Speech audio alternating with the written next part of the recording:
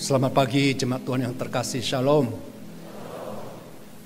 Saya percaya di tengah-tengah kita ada yang baru pertama kali datang. Untuk itu saya welcome ya, kita welcome. Selamat datang beribadah di GKA Gloria di Jalan Pacar. Tapi pagi ini saya ingin menyambut seorang rekan kami ya.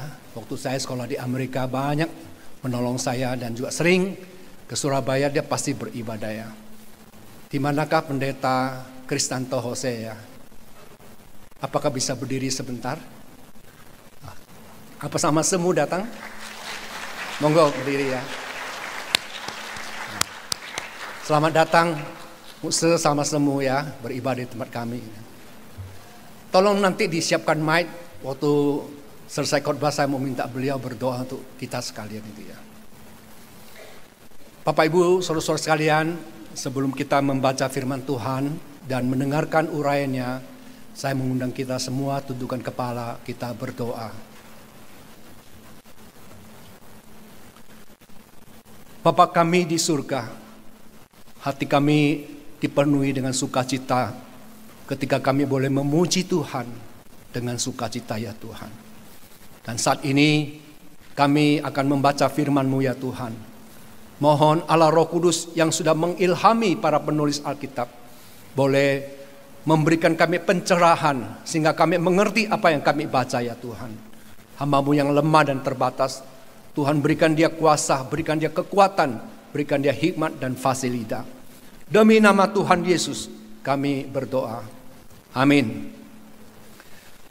Tema firman Tuhan yang akan kita bahas pagi ini adalah Dia tak pernah lalai. Nah, untuk itu kita akan membaca dari kitab 2 Petrus pasal 3 ayat 3 sampai 15. 2 Petrus pasal 3 ayat 3 sampai 15. Demikian firman Tuhan tertulis.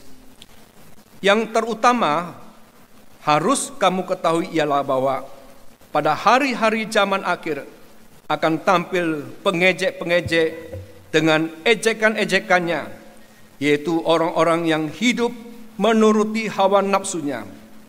Kata mereka, di manakah janji tentang kedatangannya itu? Sebab sejak bapak-bapak leluhur kita meninggal, segala sesuatu tetap seperti semula pada waktu dunia diciptakan. Mereka sengaja tidak mau tahu bahwa oleh firman Allah, langit telah ada sejak dahulu, dan juga bumi yang berasal dari air dan oleh air.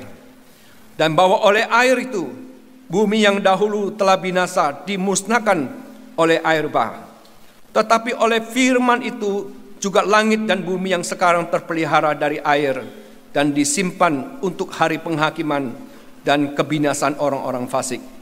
Akan tetapi saudara-saudaraku yang kekasih, yang satu ini tidak boleh kamu lupakan, bahwa di hadapan Tuhan satu hari sama seperti 1000 tahun, dan 1000 tahun sama seperti satu hari. Tuhan tidak lalai menepati janjinya, sekalipun ada orang yang menganggapnya sebagai kelalaian. Tetapi ia sabar terhadap kamu, karena ia menghendaki supaya jangan ada yang binasa, melainkan supaya semua orang berbalik dan bertobat. Tetapi hari Tuhan akan tiba seperti pencuri. Pada hari itu langit akan lenyap dengan gemuruh yang dahsyat, dan unsur-unsur dunia akan hangus dalam nyala api, dan bumi dan segala yang ada di atasnya akan hilang lenyap. Jadi, jika segala sesuatu itu akan hancur secara demikian, betapa suci dan salehnya kamu harus hidup. Itu kamu yang menantikan dan mempercepat kedatangan dari Allah. Pada hari itu langit akan binasa dalam api, dan unsur-unsur dunia akan hancur karena nyalanya. Tetapi sesuai dengan janjinya, kita menantikan langit yang baru dan bumi yang baru, di mana terdapat kebenaran. Sebab itu saudara-saudaraku yang kekasih, sambil menantikan semua itu, kamu harus berusaha supaya kamu kedapatan tidak bercacat dan tidak bernoda di hadapannya dalam perdamaian dengan Dia. Anggaplah kesabaran Tuhan kita sebagai kesempatan bagimu untuk beroleh selamat. Seperti juga Paulus, saudara kita yang kekasih, telah menulis kepadamu semua hikmat yang dikaruniakan kepadanya. Sampai di sini pembacaan firman Tuhan.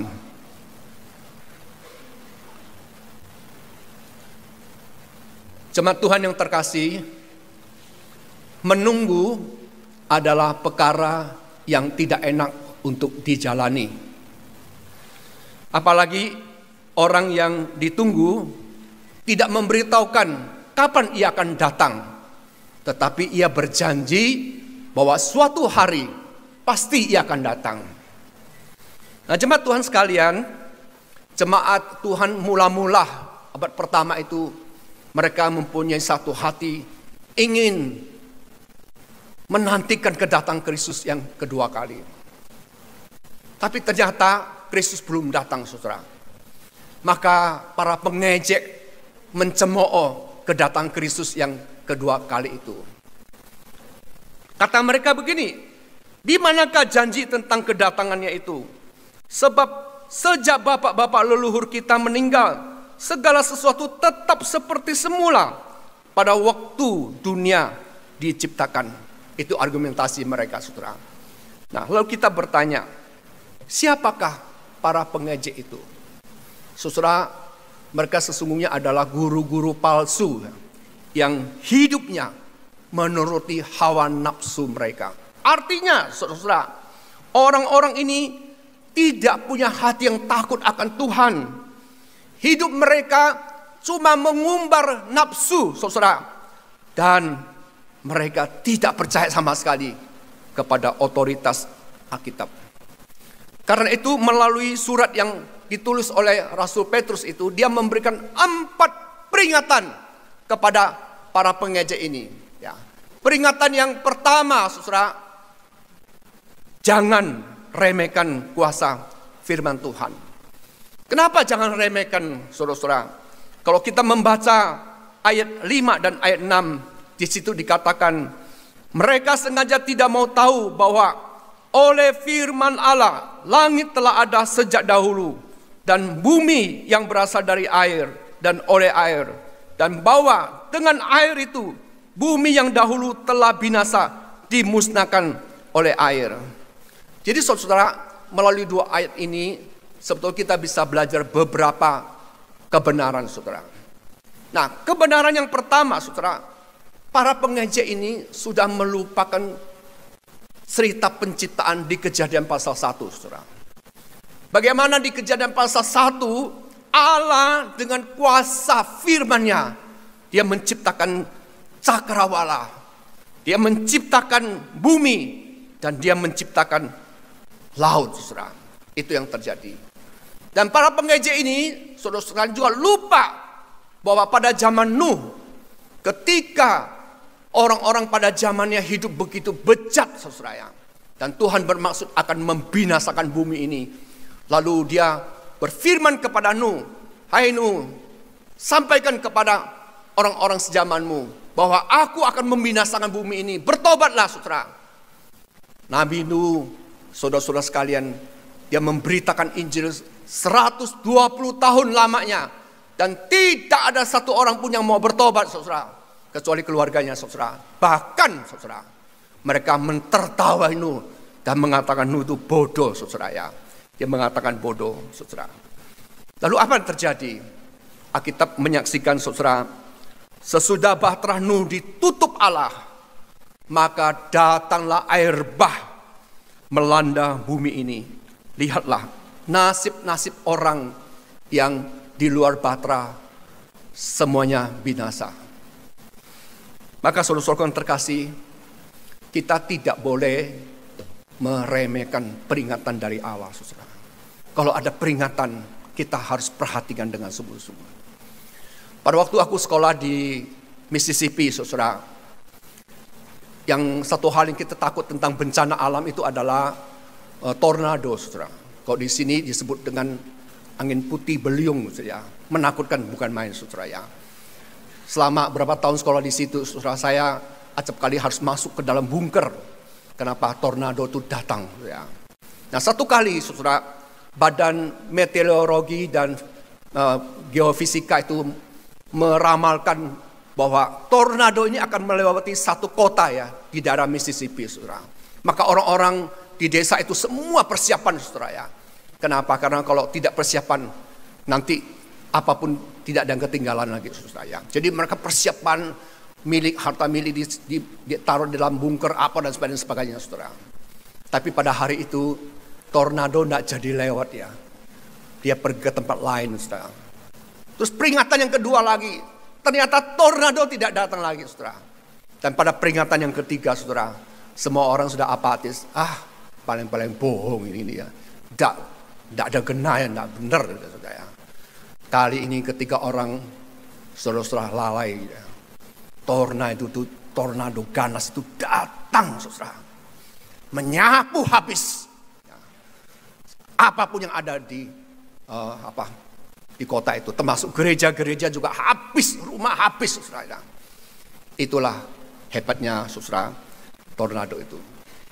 Karena orang-orang melalaikan warning, saudara. Nah, saudara, Rasul Paulus kemudian memberikan peringatan yang kedua kepada para pengejek ini, saudara.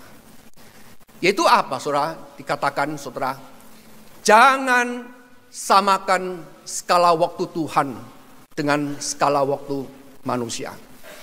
Kita perhatikan di dalam 2 Petrus pasal 3 ayat 8, di situ Petrus menulis, akan tetapi saudara-saudaraku yang kekasih, yang satu ini tidak boleh kamu lupakan, yaitu bahwa di hadapan Tuhan satu hari sama seperti 1000 tahun, dan 1000 tahun sama seperti satu hari. Saudaraku yang terkasih, Tuhan adalah pencipta waktu. Karena dia pencipta, saudara, dia tidak hidup di dalam waktu. Dia tidak ada di dalam proses waktu. Manusia itu adalah makhluk ciptaan Tuhan. Dia hidup di dalam waktu. Dia ada dalam proses waktu. Karena itu tidak heran, saudara, bayi bertumbuh, menjadi dewasa, kemudian tua, saudara, lalu meninggal dunia. Ya. Seperti saudara dan saya, hari ini kalau saya lihat jemaat, saudara, banyak seperti saya, rambut beruban, saudara, jalan kita mulai agak bungkuk-bungkuk, saudara, keriput di mana-mana, saudara. Itu wajar, kenapa? Itu menua namanya. Nah, Tuhan itu di atas waktu, jadi tidak ada pengaruh sama sekali. Maka, saudara, manusia yang merupakan makhluk ciptaan Tuhan ini, dia mengenal apa yang dikatakan sehari 24 jam, sebulan 30 hari, 1 tahun 12 bulan. Tapi perhitungan Tuhan itu tidak sama seperti itu.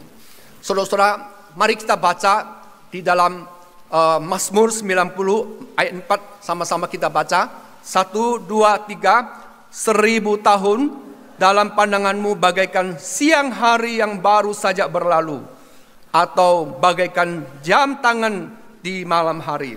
Saudara bayangkan ya, di pandangan Tuhan, saudara, 1000 tahun itu, saudara, itu bagaikan siang hari yang baru saja berlalu, atau apa, bagaikan jam tangan di malam hari.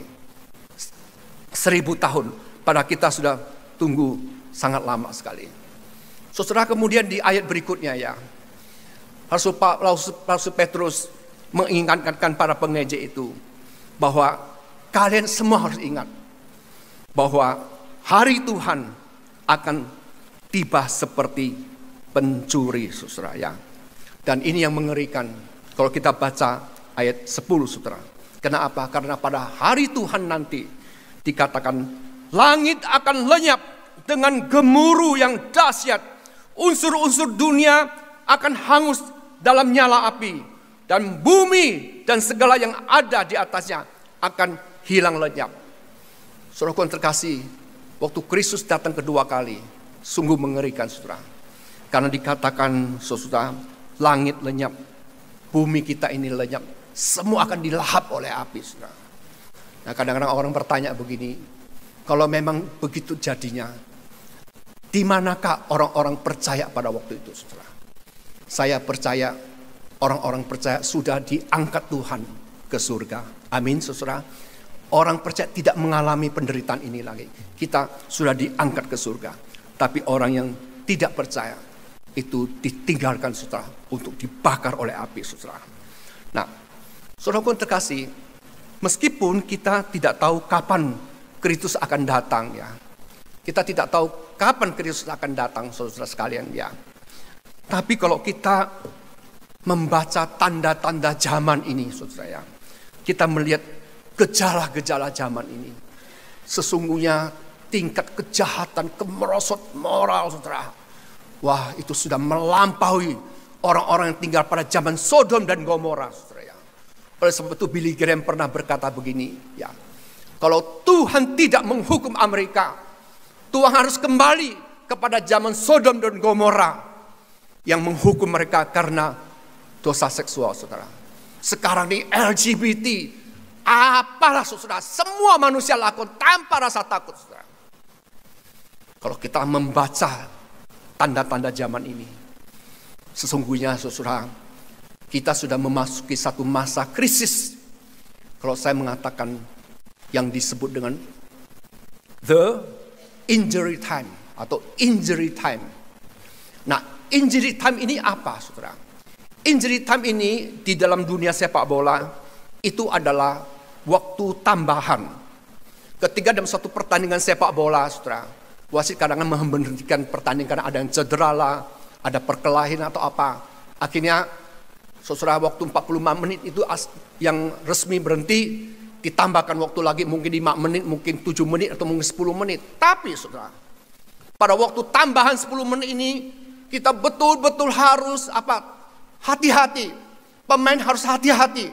Penjaga gawang hati-hati. Kalau tidak, saudara, mereka bisa kebobolan, saudara, dan mengakibatkan akan kekalahan bagi tim yang mereka mainkan itu.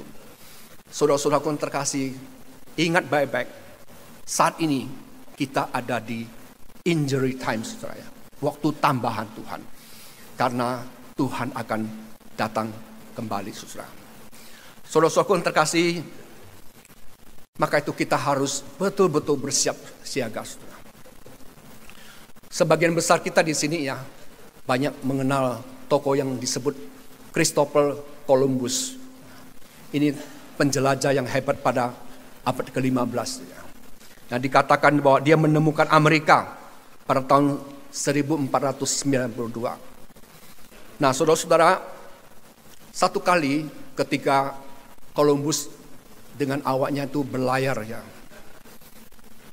maka dia menyadari, saudara, ada beberapa awak kapal itu tidak di dalam kapal. Artinya beberapa awak kapal ini ketinggalan di tempat lain. Lalu saudara-saudara, awak-awak kapal bilang, "Pak, tidak usah lagi dicari, Pak." Columbus bilang, "Tidak, saya pimpinan kapal, saya bertanggung jawab tentang kesejahteraan anak buah saya." Dia bilang, "Ayo putar kapalnya." Ya, cari lagi. Dari satu pulau ke pulau, satu pulau ke pulau, saudara. Akhirnya setelah berbulan-bulan, saudara, ditemukan beberapa anak buah yang hilang itu, saudara. Dan saudara tahu, ketika mereka mendarat, lalu Columbus ini sampai terheran-herannya. Kenapa terheran-heran, saudara? Karena dia melihat anak buahnya begini. Kok bisa kalian sudah siap sewaktu saya menemukan kalian? Padahal kita sudah berpisah cukup lama, dia bilang. Ya. Lalu jawab salah satu anak buahnya begini. "Begini, Kapten, setiap hari saya dan kawan-kawan selalu mengemasi barang bawaan kami di sini. Sebab siapa tahu Kapten datang di hari ini. Ya. Siapa tahu Kapten datang di hari ini." Saudara, Tuhan Yesus pernah berkata, "Aku akan ke rumah Bapa. Tapi satu hari saya kembali, saya akan menjemput engkau. Supaya di tempat di mana aku berada, engkau pun berada." Amin, saudara-saudara. Itu kata Tuhan sama kita. Allah kita bisa dipercaya. Allah kita adalah Allah yang mengasihi kita, setia sama kita. Kalau dia janji apa, pasti dia akan lakukan itu. Nah, saudara, ini pengingatkan yang kedua. Jadi Petrus mengingatkan para pengeja itu, kamu jangan samakan skala waktu Tuhan. dengan skala waktu manusia. Yang ketiga, saudara, Petrus mengingatkan apa, saudara? Dia mengingatkan bahwa Tuhan tidak lalai menepati janjinya. Nah, mari kita melihat bersama-sama ayat yang ke-9. Tuhan tidak lalai menepati janjinya, sekalipun ada orang yang menganggapnya sebagai kelalaian, tetapi ia sabar terhadap kamu, karena ia menghendaki supaya jangan ada yang binasa, melainkan supaya semua orang berbalik dan bertobat, saudara. Bapak Ibu sekalian, kalau kita membaca tema hari ini ya, dia tidak pernah lalai. Tidak lalai itu mempunyai arti apa, saudara? Tidak lalai itu artinya tidak pernah berlambat-lambat atau tidak menunda-nunda. Ada pepatah yang sering mengatakan, kalau pekerjaan ini sulit, kenapa harus dipermudah, gitu ya. Kalau pekerjaan ini mudah, kenapa harus dipersulit, saudara? Tapi Tuhan tidak pernah berlambat-lambat, tidak pernah menunda-nundanya. Jadi kalau begitu, saudara, saya bertanya, kalau Kristus, kenapa Kristus tidak cepat-cepat datang, saudara? Nah, ada alasannya, saudara. Dia ingin, saudara-saudara, supaya jangan ada yang binasa, saudara. Supaya jangan ada yang binasa. Itu alasannya. Supaya keluarga saudara yang belum percaya Tuhan, teman-teman saudara yang belum percaya Tuhan, orang-orang yang masih hidup dalam dosa itu bisa bertobat. Jangan sampai binasa. Saudara yang terkasih, pasca COVID-19, saudara, kita melihat ada pertumbuhan penggunaan sosial media yang luar biasa pesatnya. Kita mengenal apa itu YouTube, WhatsApp, saudara, Instagram, Facebook, TikTok, Twitter, dan sebagainya. Begitu cepat perkembangannya. Tapi saya memuji Tuhan, saudara. Melalui sosial media ini, Tuhan pakai, saudara. Gereja-gereja orang-orang Kristen, saudara, mengupload puji-pujian rohani, mengupload khotbah-khotbah yang bagus, saudara. Dan juga kita melihat tentang dialog-dialog agama, ceramah-ceramah yang bagus sekali tentang apa? Tentang kekristenan, tentang Injil Yesus Kristus, saudara. Dan saya sekarang perhatikan di YouTube, saudara. Dan juga ada laporan-laporan tertentu bahwa melalui sarana media sosial ini banyak, saudara, orang yang sebelumnya tidak percaya Tuhan sekarang menjadi percaya Tuhan. Amin, saudara-saudara. Ini adalah karya Roh Tuhan, saudara. Dan bukan itu saja, saudara yang terkasih, bahwa Tuhan bukan saja memakai media sosial, tapi Tuhan juga pakai penginjilan pribadi melalui Alkitab. Orang-orang yang dipenjara, saudara, orang-orang yang disingkirkan atau apa, mereka bertobat melalui firman Tuhan. Misalnya saya kasih contoh, ada seorang penjahat di Jepang, saudara, bernama Tokichi Ishii, saudara. Saudara, Tokichi Ishii ini dikenal sebagai pembunuh berdarah dingin. Ya. Penjahat ini akhirnya ditangkap dan dipenjara untuk waktu lama sekali, saudara. Nah, selama di penjara, saudara, ada 2 misionari wanita kebangsaan Kanada mencoba berbicara kepadanya, saudara. Tapi Tokichi Ishii ini tidak memberikan kesempatan, saudara. Dia tidak suka bertemu dengan orang. Sehingga apa? 2 perempuan wanita Kanada ini tidak bisa berbuat apa-apa, saudara. Nah, saudara, yang membuat Tokichi Ishii ini ciptaan yang menakutkan adalah tatapan matanya, saudara. Itu bak binatang buas yang siap menerkam mangsanya, saudara. 2 wanita yang terkenal ini sabar, yang sangat sabarnya akhirnya kehilangan kesabarannya dan mereka menyerah, saudara. Tapi sebelum mereka meninggalkan isi, saudara, mereka menyerahkan sebuah Alkitab untuk dibaca, saudara. Maka saudara, di penjara itu, isi menjadi penasaran. Ini apa yang ditinggalkan oleh dua perempuan misioneri ini. Dia mulai membaca, saudara. Saudara, pada saat dia mulai membaca itu, sepertilah yang dikatakan oleh 2 Timotius, saudara, bahwa semua tulisan yang diilhamkan Allah itu akan memberikan hikmat dan juga menuntun orang kepada keselamatan, saudara. Ini yang dialami oleh isi, saudara. Semakin dia membaca Alkitab, semakin Tuhan berbicara kepada dia, terus berbicara kepadanya. Sampai kemudian Takisi isi berkata bila begini, saudara. Hatiku tertusuk-tusuk seperti ditembus paku 5 inci, saudara. Haruskah aku katakan ini adalah kasih dan belas kasihan Kristus? Isi melihat Allah yang maha murah. Injil Kristus telah membawa dia berjumpa dengan Kristus Yesus, saudara. Isi menyadari betapa jahat dan biadabnya pelakon di masa yang lalu, saudara. Dan dia menyesali perbuatannya, saudara. Saudara-saudara terkasih, penyesalan adalah satu-satunya syarat bagi pengampunan dari Tuhan. Akhirnya isi berkata begini, Tuhan, aku mau percaya kepada Engkau. Aku mau percaya kepada Kristus. Aku yakin, saudara, Engkau bisa mengubah aku, Tuhan. Dan betul, kekerasan hatinya akhirnya dijamah Tuhan dan dia diubahkan. Maka sekarang muncul pertanyaan kita begini, saudara. Mengapa penjahat seperti Takisi isi dan banyak lagi penjahat kelas kakap itu tidak langsung dibinasakan Allah, tapi justru diberi kesempatan untuk hidup? Untuk apa, saudara? Ya, jawabnya, saudara, karena Tuhan menghendaki supaya jangan ada yang binasa. Amin, saudara-saudara. Karena Tuhan menghendaki jangan ada yang binasa. Kenapa? Karena Allah kita, Allah yang kita sembah, saudara, adalah Allah yang penuh dengan rahmat dan penuh dengan belas kasihan. Jadi Allah belum datang bukan karena dia menunda-nunda terus, saudara. Bukan karena dia tidak menepati janjinya.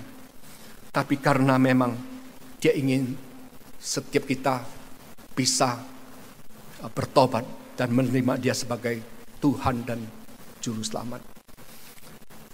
Peringatan yang keempat dan yang terakhir. Apakah yang dikatakan oleh Petrus kepada para pengeja itu, saudara, dan juga kepada jemaatnya? Saudara, peringatan yang keempat ini penting. Petrus mengatakan seperti khotbah saya di awal yang lalu. Ketika dia datang kedua kali, segala unsur-unsur dunia ini akan dibinasakan. Bumi akan dibakar sampai habis, saudara. Tapi saudara jangan lupa, saudara. Di dalam ayat yang ke-13-14, Petrus menulis, tetapi sesuai dengan janjinya, kita menantikan langit yang baru dan bumi yang baru, di mana terdapat kebenaran. Sebab itu saudara-saudaraku yang kekasih, sambil menantikan semua ini, kamu harus berusaha supaya kamu kedapatan tak bercacat dan tak bernoda di hadapannya dalam pendamaian dengan Dia. Saya suka ayat ini, luar biasa, saudara. Apalagi kok kemudian saya coba baca Wahyu pasal 21. Waktu kita leksio 2 tahun yang lalu sampai baca kitab Wahyu. Bagian ini saya paling suka, saudara. Ketika saya membaca Wahyu pasal 21, saudara. Tentang apa? Tentang langit yang baru dan bumi yang baru. Saya baca ini, hati saya begitu terhibur, saudara. Saya begitu dikuatkan, saudara. Apa yang Petrus tulis, ataupun apa yang Yohanes tulis di dalam Wahyu pasal 21 ayat 1-5. Yohanes menulis, lalu aku melihat langit yang baru dan bumi yang baru. Sebab langit yang pertama dan bumi yang pertama telah berlalu, dan laut pun tidak ada lagi. Dan aku melihat kota yang kudus, Yerusalem yang baru, turun dari surga, dari Allah, yang berhias bagaikan pengantin perempuan yang berdandan untuk suaminya. Lalu aku mendengar suara yang nyaring dari takhta itu berkata, lihatlah, kemah Allah ada di tengah-tengah manusia, dan ia akan diam bersama-sama dengan mereka. Mereka akan menjadi umatnya, dan ia akan menjadi Allah mereka. Dia akan menghapus segala air mata dari mata mereka, dan maut tidak akan ada lagi. Tidak ada lagi perkabungan atau ratap tangis atau duka cita, sebab segala sesuatu yang lama telah berlalu. Oh saudara, waktu saya membaca ayat ini, hati saya bergetar, saudara. Saya sesungguhnya melihat penderitaan manusia di dunia zaman sekarang ini, saya begitu berduka, saudara. Apalagi waktu saudara, kita menghadapi COVID-19, setiap hari buka WA, ini meninggal, itu menangis, ini menangis, saudara. Oh begitu susah hidup ini, saudara. Tapi Tuhan berjanji, nanti di kota Yerusalem yang baru, saudara, ya, dikatakan Allah akan menghapus segala air mata. Tidak ada lagi maut, tidak lagi ada kematian, tidak ada lagi perkabungan, tidak ada lagi ratap tangis, tidak ada lagi duka cita. Sebab apa? Sebab segala sesuatu yang lama telah terjadi, telah berlalu. Amin, saudara. Saudara harus punya keyakinan pasal ini, saudara. Itu sangat menguatkan saya. Sehingga penderitaan di dunia ini sementara ini, saudara, tidak bisa dibandingkan dengan kemuliaan yang akan kita terima nanti, seperti Paulus katakan, saudara. Penderitaan sekarang, oke, tidak apa-apa Tuhan. Tertekan, tidak apa-apa Tuhan. Tapi hati saya, mata saya terlihat ke depan untuk kemuliaan yang begitu besar yang Tuhan sediakan bagi orang yang percaya, saudara. Itu harus kita yakini bersama-sama. Oleh sebab itu saudara-saudara sekalian, mengingat kita mempunyai masa depan yang begitu baik, saudara. Maka Petrus mengatakan, biarlah hidupmu itu tidak bercacat dan tidak berdoda. Artinya apa? Hidupmu biarlah terus diubahkan oleh Roh Kudus, dan hidupmu berkenan kepada Tuhan. Lalu Petrus, saudara, juga mengingatkan kita, saudara, jagalah hatimu dengan segala kewaspadaan. Jagalah pikiranmu dengan segala kewaspadaan. Karena pada akhir zaman ini akan muncul guru-guru palsu, saudara. Orang yang mengajarkan kesesatan, pemikiran-pemikiran yang tidak sejalan dengan Alkitab, saudara.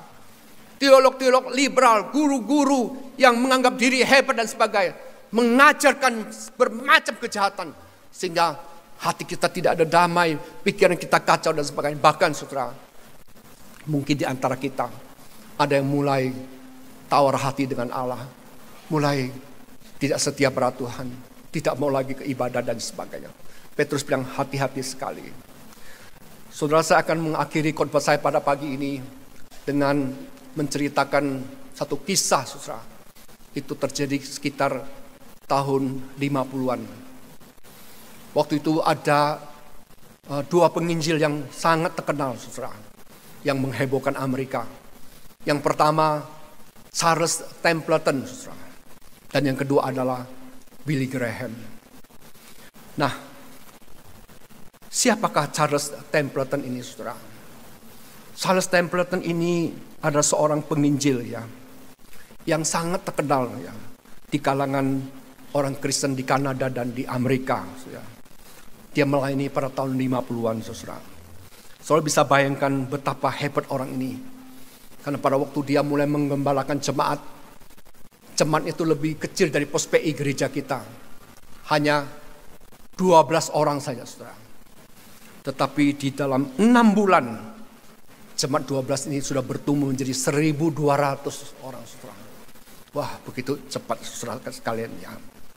Nah, kemudian dia bersama-sama dengan Billy Graham, ya, mendirikan Youth for Christ di Kanada, saudara. Dia keliling kemana-mana, dia PI, KKR, saudara. Dan ada orang mengatakan, sebetulnya khotbah Charles Templeton ini lebih baik dari Billy Graham. Billy Graham sudah bagus, saudara.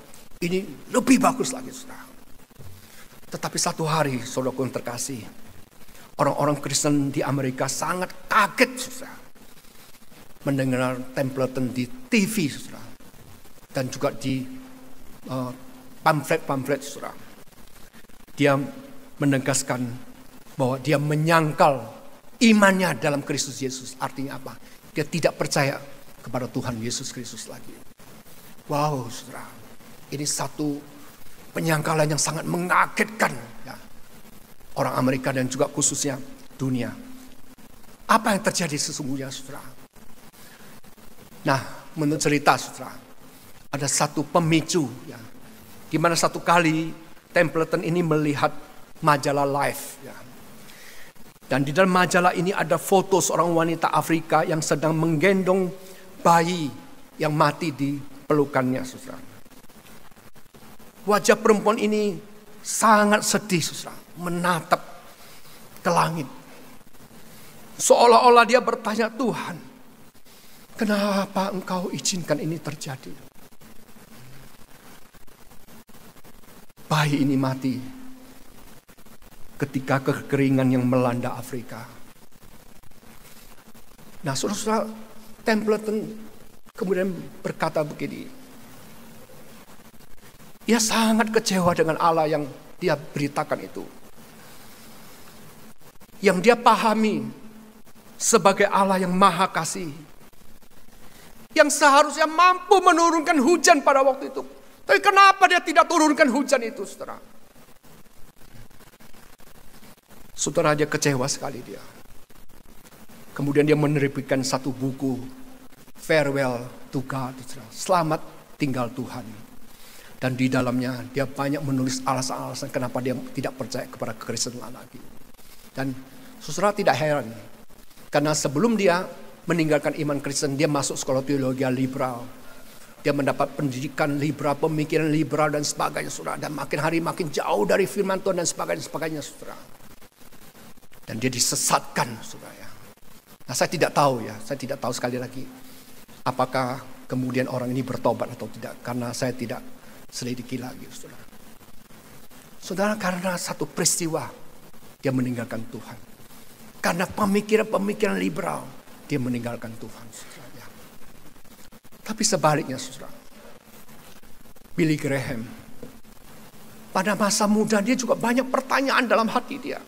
Dan dia tidak bisa mendapatkan jawaban. Tapi Billy Graham ini orangnya itu mengasihi Tuhan. Dia bilang, Tuhan, hari ini saya tidak percaya. Nanti ketika saya muka dengan muka bertemu Engkau, saya akan bertanya, kenapa begini. Bagus, saudara. Sedangkan Charles Templeton, dia langsung serta-merta, saudara. Dia tidak mau tahu pada zaman itu, saudara, betapa negara-negara Afrika ini, saudara, sering terlibat dalam perang, saudara-saudara. Dia lupa, saudara, bagaimana di satu negara terjadi genocide, terjadi pemusnahan massal dan sebagainya. Wah, begitu mengerikan Afrika pada waktu itu. Tapi kalau hari ini Templeton melihat Afrika, wajahnya sudah berubah. Misalnya Ethiopia, saudara. Ketika pertanian ditangani oleh bangsa Israel. Wow, sekarang Ethiopia sudah maju sekali, saudara. Bagaimana Tiongkok, saudara, bisa mengubah padang gurun yang kering itu sekarang menjadi lahan kebun yang subur, saudara. Templeton tidak tahu bahwa Allah sedang bekerja di dalam segala sesuatu untuk mendatangkan kebaikan bagi orang yang mengasihinya. Oleh sebab itu, saudaraku terkasih, pada hari ini mari ya kita belajar mempercayakan diri kita kepada Tuhan. Mungkin ada hal-hal tertentu yang membuat kita sangat kecewa. Tapi bersabarlah, saudara. Bersabarlah. Karena satu hari pasti ada jawabannya. Saudara, iblis tidak suka ya, kita punya masa depan yang cerah. Iblis akan merusak segala sesuatu kalau bisa, saudara. Supaya saudara nanti bersama dengan dia di neraka yang dibakar api. Tapi Tuhan sayang sama saudara. Tuhan, dia menunda kedatangannya karena dia tidak mau satu orang pun binasa, saudara. Termasuk saudara dan saya, anggota keluarga kita. Mari kita tundukkan kepala, kita berdoa. Silakan Pendeta Kristianto Hosea bisa pimpin doa firman Tuhan ini.